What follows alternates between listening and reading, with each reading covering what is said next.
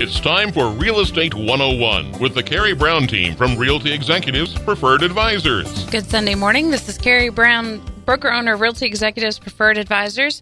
And this morning I am here with Rick Dybert and Justin Zuberku of Shawnee Heights Fire Department. Good morning, guys. Good morning. Good morning.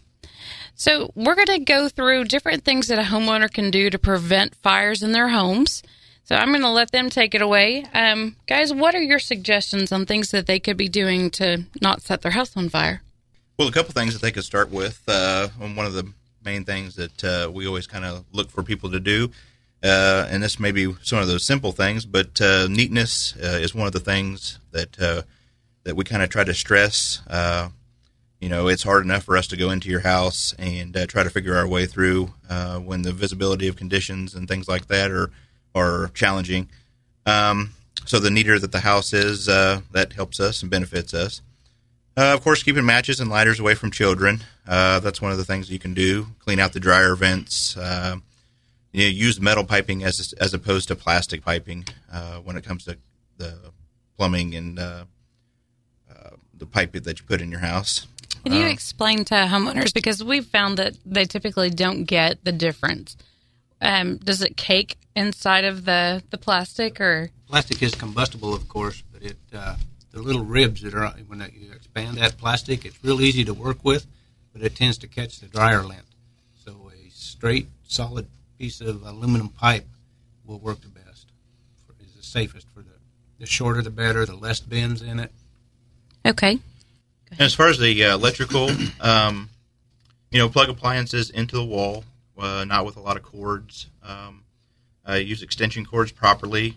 Don't place where they can be damaged or temporarily, it's merely more of a temporary use for you.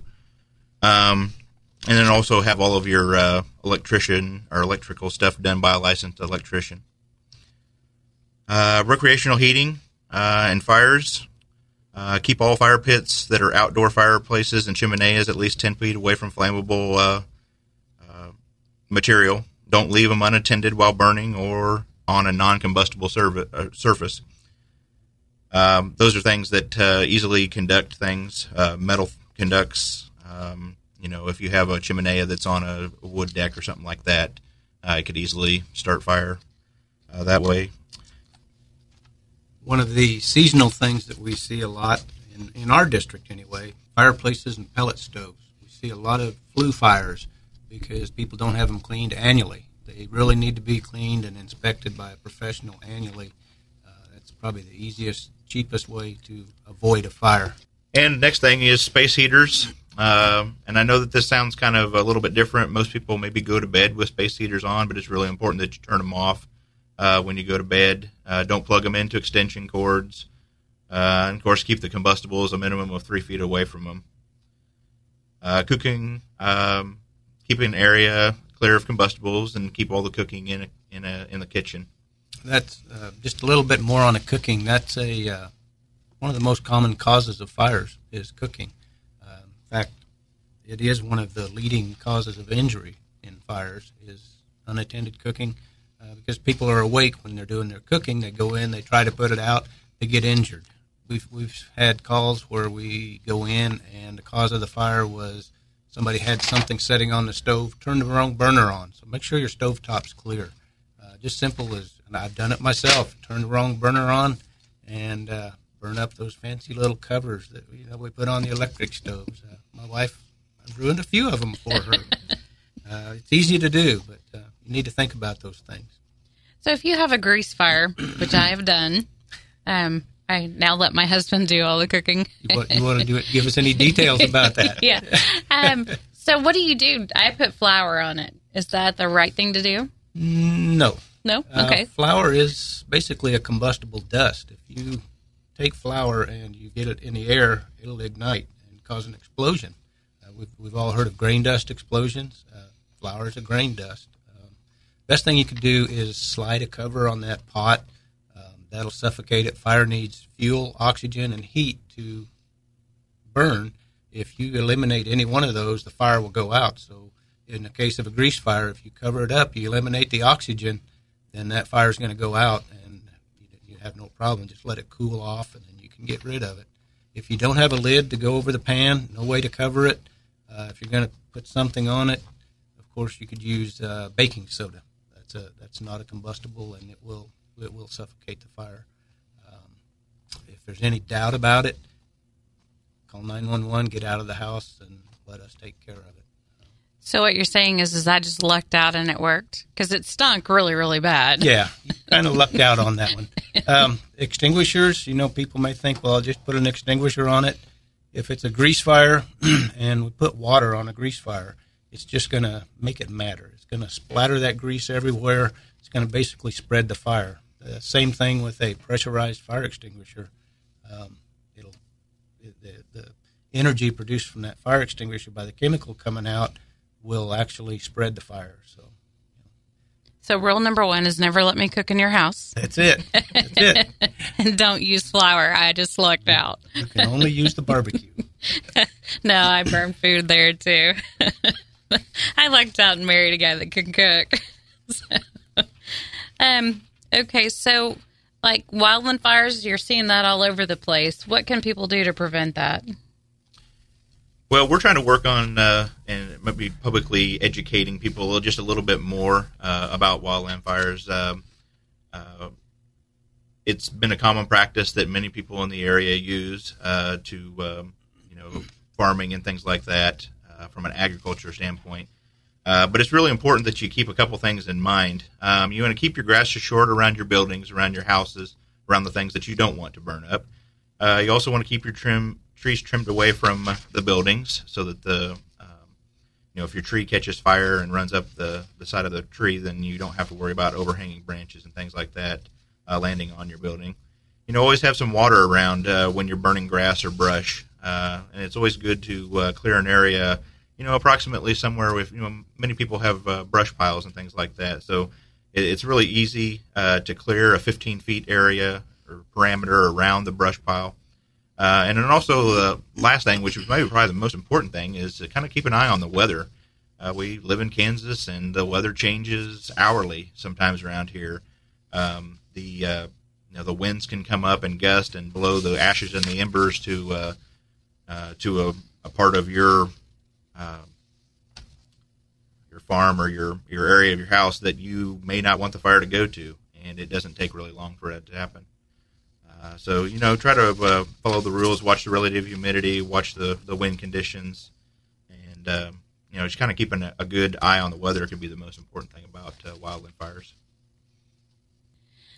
So let's go back to the most common home fires. What causes that? What are the most common causes that you guys see? Well, across the nation, cooking is the biggest cause of residential fires. We just talked about that and how easy it is. It's the leading cause of fire injuries, like we said earlier. Number 2 cause is different appliances and equipment. Things go wrong with the appliances. We use extension cords where we shouldn't, overload extension cords. Number 3 cause was electrical distribution systems, the wiring and things like that. We try to take care of things ourselves.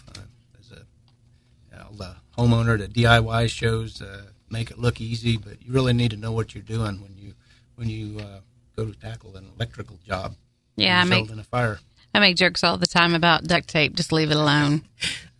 It's good stuff if you use it right. Just don't use it on, Probably not the proper electrical insulator. Not really. Yeah. Smoking is the number 4 cause of fires. It is also the leading cause of fire fatalities. More people die from smoking fires than any of the other fires. And heating systems, the portable heaters, the things too close to a space heater, and just auxiliary heating systems, fireplaces, and things like that. So those are the leading causes of fires nationally. I'll have Justin share you some statistics from 2014 from some fires across the U.S. We'll talk about our fires across the U.S. and how they compare with Kansas fires, and then we'll talk about our district just a little bit. That sounds great. Go ahead, Justin. Yeah, just as far as structure fires, we were just shy of 500,000 structure fires in the United States in 2014. 74% of them, or 367,500, were residential. and resulting in 3,275 deaths. 84% of those were in the home. 15,000 people were injured. Approximately 85% were in structure fires. Fire injury in a home happens every 44 minutes across the United States. The property losses are $9.8 billion. $6.8 billion of that is lost in a home fire. As far as the state of Kansas in 2014, we were talking about cooking fires earlier. 28% of them, or 810 cooking fires, were related to some sort of a cooking issue. Over $4 million in damages, 3 deaths, and 28 injuries in the state of Kansas alone. So there's really never more than 3 consecutive days in Kansas when there's not a cooking fire. See, now if I cooked more, I could raise that rate, right? Yeah. Again, like we said, kitchens are the number one rooms for fires. Most amount of fires start in the kitchen. The number 2 spot is the bedroom. Again, smoking in bed still causes a lot of fires. See, now that would just seem to me to be common sense. You would think so. Smoke in bed. Yes, but people fall asleep, laying on the sofa, they fall asleep, cigarette falls down. That's why they have a thing called fire-safe cigarettes that will actually are designed to help prevent some of those fires. They won't sit and smolder like the old-time cigarettes. So just another chemical added into the cigarette you guys probably shouldn't smoke anyway. Probably. Okay. Yeah. Best thing is just not to smoke. Thanks for listening to us at Real Estate 101. We'll be right back after the commercial break. This is Officer Mitch Soden with a safe driving tip from your Topeka Police Department. Your seatbelt serves many important functions. Cars are designed to crumple on impact, and the seatbelt will keep you restrained within the occupant area. The seatbelt is designed to absorb and dissipate forces through the large bone structures of the body through placement and stretching. Statistics show that those involved in collisions wearing seatbelts have faster recovery times and lower medical costs than those who don't. So please, buckle up. This is Sergeant Colleen Stewart from your Topeka Police Department Crime Prevention Team. Spring is at your door, so are vacuums, alarm systems, magazine subscriptions, and fundraisers. Here's some information. Every peddler and solicitor is required to be licensed by the City of Topeka Clerk's Office, so ask for picture ID to confirm the name on the license. You have the right to see their license, and if they refuse, they can be ticketed. Make sure you call the police to report the incident. Sales are only allowed 1/2 hour before sunrise until 1/2 hour past sunset. Go to topeka.org to find out more. Together we can make Topeka the safest capital city in America. Thanks for joining us again on Real Estate 101. I would like to take a second to remind you about Blake Kaiser's Leukemia Golf Classic. That is, he is the son of Chris and Jacqueline Kaiser. He has acute monoblastic leukemia, and he is a little bitty guy. I mean, he can't be more than a couple of years old, if that. That golf classic will be August 14th, and I will post out the information on our Facebook page at Real Estate 101, and also on my Facebook page for the team, and that is at Realty Executives Preferred Advisors. So be sure and check that out. And we're back to talking about different ways as a homeowner you can protect yourself from fire with Rick Diebert and Justin Zuberku of the Shawnee Heights Fire Department. You've been asking us a lot of questions. I have a question for you, Karey. Oh, boy. How long do you have to get out of a house once you have a fire? Once you smell smoke, how long do you have to get out of a house? A couple minutes. 5 minutes. Okay, that's a good guess. By the way, he just told me the answer. I did not tell you the answer. I misled you. Most Americans, Red Cross did a poll last year. Most Americans think that they have 5 minutes to get out of the fire. You know, we hear the smoke alarm go off and we think we have time to get out. That used to be true. If you think about what kind of furnishings did your grandmother and grandfather have in their house, it was pretty much all wood, cotton, natural fiber materials, right? Right. We call it legacy. It's the old style furniture. In that case, you had more time to get out of a house. Think about what you have in your house. What's it made out of? There's a lot of, we have a lot of leather, but synthetic too. Have plastics, a lot of, the computers, plastics, synthetic materials, man-made materials. The toxic gases and the smoke that's produced by this new stuff is just like poison, and that's what kills people in a fire is the smoke. It's not the fire. Very few people are burned up. They just die. They pass away because they inhaled the toxic materials. Wow. In reality, according to the Red Cross poll, and there's the NFPA and National Standard Institute has done some tests and experiments, and you have about 2 to 2.5 minutes to get out of your house before you succumb to these toxic vapors that we have now. Wow. So just your furniture alone, is that what you're saying? It has so much toxic chemical in it that you've got 2 minutes to get out of your house before you succumb to just the toxic chemicals, not necessarily the fire. Right. The heat, the fire. This stuff burns hotter. It produces more toxic smoke than the stuff that we used to have in our houses. So that's kind of an interesting fact that a lot of people may think they have more time than they actually do to get out. Really important when you're doing your pre-planning and your escape routes to think about how quickly you can get out of your house. That's pretty scary on several levels, that you're living in that much of a chemical environment. And, 2 minutes, that's fast. It is. That's why it is so important to have your smoke detectors and make sure they work. Test them once a month. And we'll talk about smoke detectors in a little bit. Okay. So we're coming up on the 4th of July, Yes. which happens to be my family's favorite. A lot of families. Yeah. Let's talk a little bit about that and how they can prevent causing fires while they're blowing things up. Yeah. Well, let's start with some statistics, if we could, please. They got in 2014, 158 firework injuries were reported in Kansas alone. Of those, 46% were injuries to children ages 16 and younger. In addition, we know that many of these injuries, more minor injuries, are not reported. So that's just kind of the major ones. It's always really important for the parents to have good supervision over the children that are lighting the fireworks. Using good common sense when it comes to those kind of things. Everybody wants to have a good time. Everybody enjoys the 4th of July. And it's just really kind of, have some common sense and to think about, what you're putting together. You just kind of want to make sure that everybody kind of stays safe in your area. Not only thinking about your own kids, but other kids that might be coming over. Many people have cul-de-sac parties and things like that. And kind of keeping an eye on everybody in general is just a good, safe practice when it comes to the 4th of July weekend. That and drink responsibly. Yes, absolutely. Absolutely.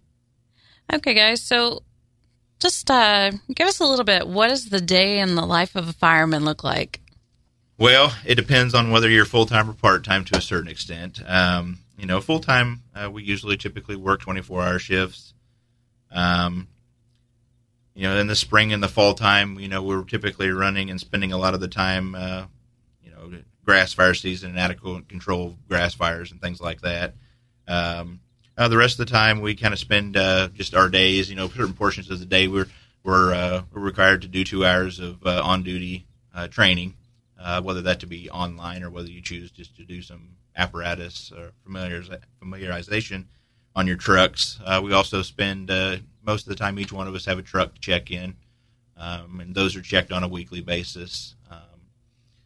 It never gets too boring around there. You're always got something that you can be working on, duties, other things, public education events that, everybody on the department has their own little niche of what they work on. And, whether you're, like I said, working on pub ed events or whether you're working on inspections, we have our presence in the community, a lot of people walking up, getting burn permits and things like that. So we always kind of have certain things that we're doing, providing vehicle maintenance, gear maintenance, personal protective equipment maintenance that we're doing.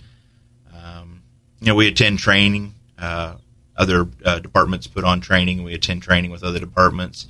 Try to train with some of the departments in our area on some of the stuff that we might have, some of the risk that might be entering or that might be in our district. It's kind of come to those things. It never gets too boring around there, in my opinion. So, some of the auxiliary things that we do, we call ourselves Shawnee Heights Fire District, and fire being the key word, but we do a lot more than just fire. We operate a operations level water rescue team. So we have to have people trained as divers, and then also floodwater rescue. So we work on that. We're just now starting a rope rescue team where we'll be able to go out and do some different rescues and type things with rope rescue. Of course, we respond on vehicle accidents. We have to train on vehicle extrication. There's no end to. There's not enough hours in the day. It sounds like it. I know you guys do like schools and things like that. Go out and try to do. Yeah, that's part of our public education program. We go out into the schools, and a good majority of that happens during Fire Prevention Week in October, the first week in October. But we always kind of, anytime that anybody wants us to come out and put a presentation on, we're more than willing to come out. That's kind of what we're here for. That's what we do. So we're open to any of those. So if someone wanted you guys to come out and speak, what number should they call? Well, then call our station. We have an administrative assistant that's there Monday through Friday from 8 to 3. And you can call a number 785-379-0566 and extension 292. And you'd like to, if they just let us know what the size of the group, the age of the group that we'll be speaking to, so that we can kind of gear, our topics toward the type of audience that we're going to have. Is kind of sets us up for success. We also have a presence in the community. We can be seen on the National Night Out in both Barrington and Tecumseh.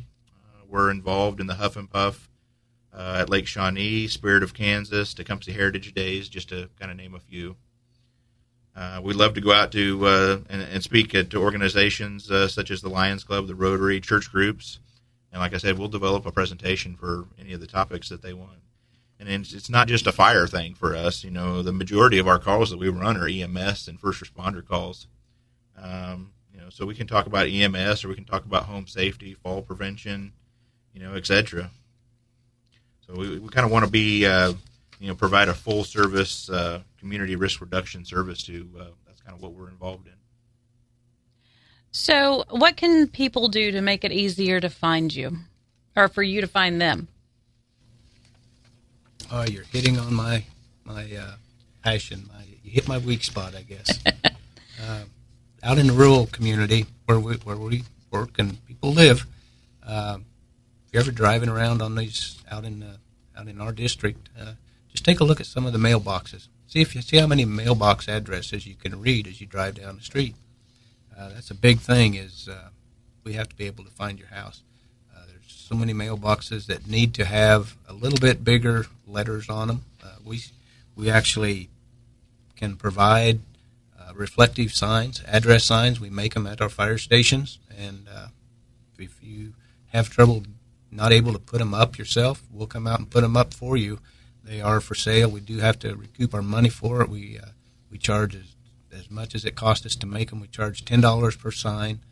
Just come by any fire station and any Shawnee Heights fire station, and we will fill out a form, and we'll make your sign, and you can come pick it up. You can wait for it. We'll make it while you wait, and that's probably the most important thing is have your address up so that we know how to find you. Next thing is, once we do find you, take a look at your driveway. Is it a beautiful tree-lined driveway where you can just get your car under? If it is, just remember that our fire trucks are not your ordinary car or your ordinary pickup. They require 13 foot 6 inches of clearance above. So if we get up to your house, we find your house with the address sign, and we see the beautiful tree-lined driveway, and we can't get to it, we're not going to be much good to you. Well, that, or you could just prune their trees on the way down. Well, it might take a while. Use the size of the trucks, just plow. Yeah. Plowing through. Yeah. Well, if we knew some tree trimmers, we could. I could hook you up with that. But that is a problem, though, because if we can't get in, we damage our trucks. You have a security gate. If there's a security gate, do we have a key to it? We don't generally collect keys. What we have is called a Knox box program, where if you're going to, security is important this day and age, so, we can't blame anybody for wanting to have a security gate, but they can purchase a Knox box. It's basically a secure key box, and we have a master key that will get us into the box, and then we can use a key to access your gate. Or there's several types of that thing. If they have like a punch code versus a key, is there something that they should do to? Yeah, they should contact the fire station. We'll give them directions on how to. There's ways we can do that, but they need to contact the fire station. I don't want to publicize that. Well, that's a good thing, yeah. If that's what they want to do, just call the fire station. Once we get up to your driveway, we got through the trees and everything. Look around at your area, around your buildings. Is there enough room for us to maneuver? Typical response for us is one engine on a structure fire. We'll send one engine, and we'll send 2 tankers, which carry our water, because in the rural area we have no water, so we carry our own water. These tankers weigh upwards of 30,000 pounds, and they take a little bit of room to maneuver, so we need some area to maneuver. If it's wet like it is now, we're going to have to stay on a hard surface. We can't get these trucks out in that soft ground. So we have ways to deal and overcome with this stuff, but these are just things that a homeowner can think about. Okay, so let's go through again real quick. On the seminars, if you want somebody to come out and talk to you about that, guys, what number should they call again? Yeah, like I said, the administrative office is open from 8 to 3 Monday through Friday. And the phone number to contact Courtney there is at 785-379-0566 with the extension of 292. And we just kind of need to know the size of the group and the age of the group that we're talking to. Most of the time we're we have a presence in school and on Fire Prevention Week and things like that. But we have Boy Scouts that come out and do tours, Girl Scouts, many different groups that come out and maybe do tours of the fire stations that we're more than happy to, any of the duty officers can take them through and kind of give them an idea of what we do and what kind of pieces of equipment and apparatus that we have. And so just so that we're clear, that number is for educational seminars or to set up a walkthrough or something like that. That is not if you have an emergency. Yeah, the way that we dispatch that we're alerted to an emergency is through the 911 system. We cannot alert people through just calling the fire station. That's not the way to do it. As a matter of fact, if that happens, we'll ask you to we'll hang up and call 911 so that we can be dispatched the proper way. That's really basically kind of the only way that we can get the word out to our part-timers and the people that come and help us. Well, guys, thank you so much for coming in. I really do appreciate it. There are a lot of topics we did not have time to touch on, so we will be doing another segment on this. Just real quick, I wanted to announce there is a Team Blake going on right now for Blake Kaiser's son. Blake is Chris and Jacqueline Kaiser's son. They're friends of mine's friends. He was diagnosed with acute monoblastic leukemia. He is a little guy, just walking really, very young. They are putting on a golf tournament, and that is going to take place out at Lake Perry Golf Course. And it's a little further out. It's out in August. So I'll announce it again when it gets closer. But it's August 14th, Lake Perry Country Golf Club course. It's to beat pediatric cancer. If you'd like more information about that, if you would just call 785-783-4010, and I'd be happy to pass along the information. I will be posting it on our Facebook, which is Real Estate 101's Facebook. Also on our Facebook, Realty Executives Preferred Advisors. If you want to just go out and search us, I'll have the brochure and everything out there. So thanks again for joining us, and we'll be back next week to cover some more topics with some great agents from our team. Again, thanks for listening to Real Estate 101. This is Karey Brown, broker-owner. And if you want to check us out, our website is TopekaHomeAdvisors.com, or you can give us a call at 785-783-4010, or the team's cell phone is 785-213-5188. Thank you for listening to Real Estate 101 with the Karey Brown team from Realty Executives Preferred Advisors.